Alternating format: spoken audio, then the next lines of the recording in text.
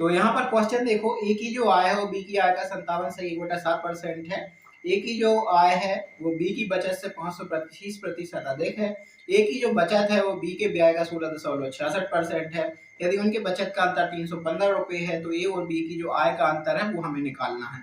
तो इसको पहले आप करके देखना, जो थोड़े से इंटरकनेक्टेड जो है वो रेशियो दिए हुए हैं, इसलिए थोड़ी सी दिक्कत हो सकती है, क्योंकि हर एक रेशियो इससे कनेक्ट है, फिर वही रेशियो ब्याज से कनेक्ट है, बचत से कनेक्ट है, इस तरीके से।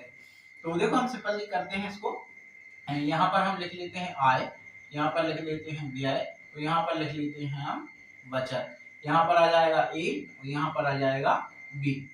अब वो क्या कह रहा है देखो, यहाँ पर यदि ए की आय बी की आय का 57 से 1/7% है। 57 से 1/7% का मतलब होता है 4/7। तो यदि बी की इनकम जो है वो 7 है तो ए की इनकम हो जाएगी यहाँ पर 4।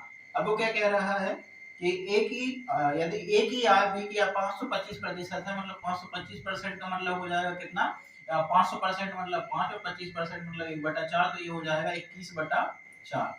तो ये हो जाएगा।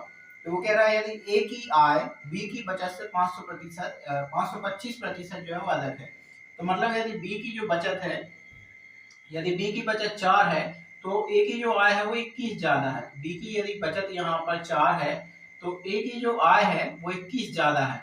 तो यहाँ पर 21 ज्यादा मतलब 25 हो जाएगी। तो यहाँ पर ए की आय जो है वो 25 है, क्योंकि 4 से 21 ज्यादा है मतलब 25 है। तो इन दोनों के रेशियो के हिसाब से जो है वो ये वाला आएगा। और बाकी अब फिर यहाँ पर हमें इनका बाकी बचा हुआ 1 निकालना है।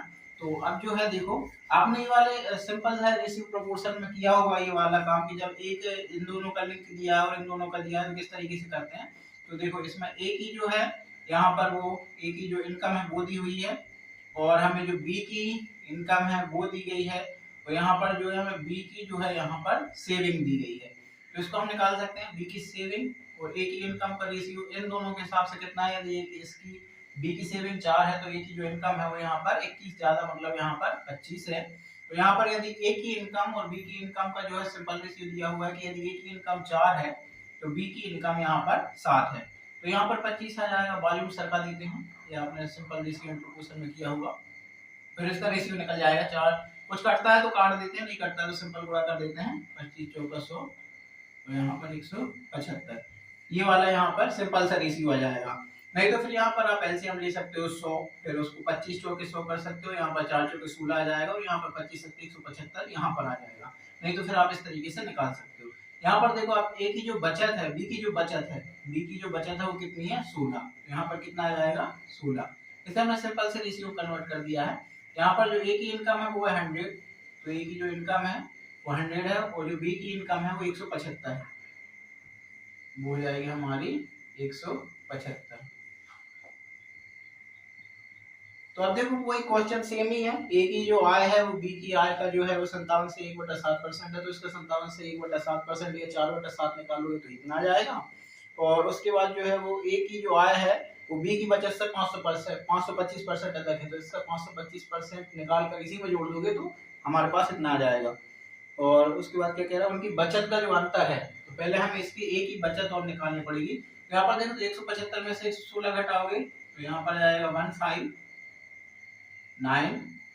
और उसके बाद जो है यहाँ पर आप देख सकते हो वो कह रहा है मतलब आप ए की जो बचत है वो बी के ब्याज का 1/6 है। 16 सही 66% का मतलब होता है 1/6।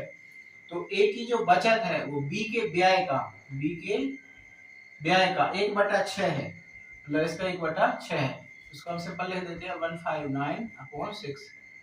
तो इस तरीके से आपको रेशियो निकाल लेना है। अंत में उन्होंने बचत का अंतर दिया है, तो बचत जो है हमारे याद गया है, तो इसका ब्याज जो है वो हमें निकालने की जरूरत नहीं है, क्योंकि बचत का अंतर दिया हुआ है तो उसमें मेंशन है। तो इन दोनों का हम अंतर निकाल लेंगे, यह जाएगा 159/6 माइनस 16, और इनका जो अंतर दिया हुआ है वो दिया हुआ है 315। तो यहाँ पर देखो इसको आप सॉल्व कर लोगे आप आसानी से, इसको सॉल्व करेंगे, इसका गुणा हो जाएगा इसमें तो 96 आएगा, और यहाँ से घट जाएगा इसमें से 96, 169 में 96 जाएगा, तो अपना बचेगा कितना 63, और ये बटा में 6 तो रहेगा बराबर 315।